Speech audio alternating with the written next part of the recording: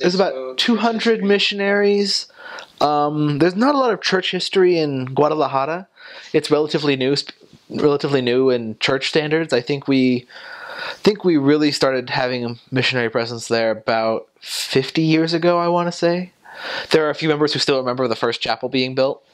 So there's about 200 missionaries. About 40% were American, another 50% were Mexican, and the rest were from other Hispanic countries. Actually, there was a large variety. In Guadalajara proper, in Puerto Vallarta, I believe they were both steaks. They had steaks in both of those places, and I think in Tepic as well there's a steak. But in Santiago and Colima and the other zone in Colima, those are all branches. You got quite a wide experience. Like part of my mission, I was in a very subordinate role to the, bishopric and stuff, because that's pretty much what you're doing as a missionary in a well-established ward. You work really hard with the ward mission leader, and they help you out, and the bishop kind of oversees a little bit.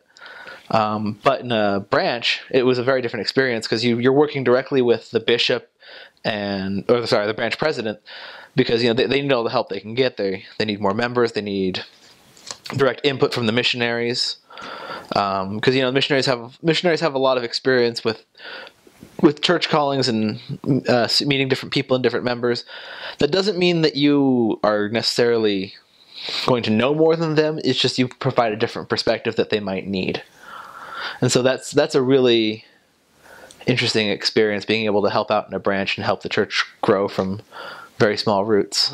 There's the Guadalajara Mexico temple.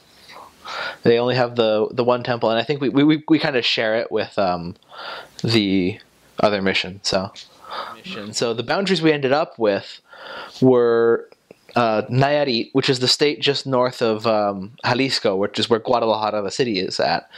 We have pretty much all of Nayarit. We have Puerto Vallarta. We have Guadalajara, the city, about half of the city of Guadalajara. We have, I can't remember all the zones, but we have Zapopan. I think we lost Tlaquepaque, but we gained something else. I'll get to that in a second. I can't remember all the zones. There's a Centro. But anyway, so yeah, we have like half of Guadalajara, the city. And then to the south, we have Colima.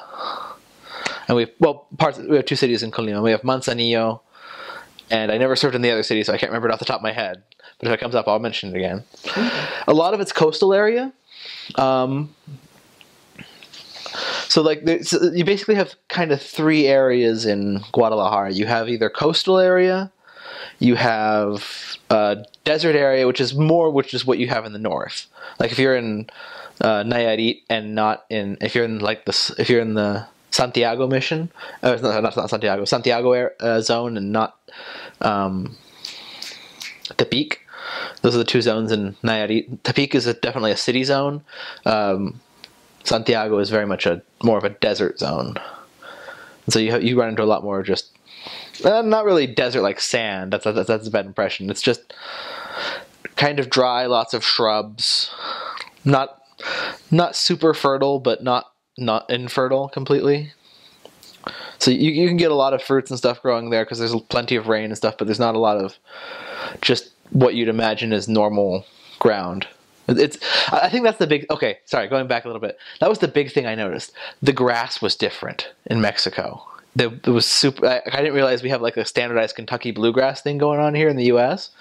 And just seeing all the different like plants and grass, and that kind of shocked me a little bit, seeing how weird that was. There's three states.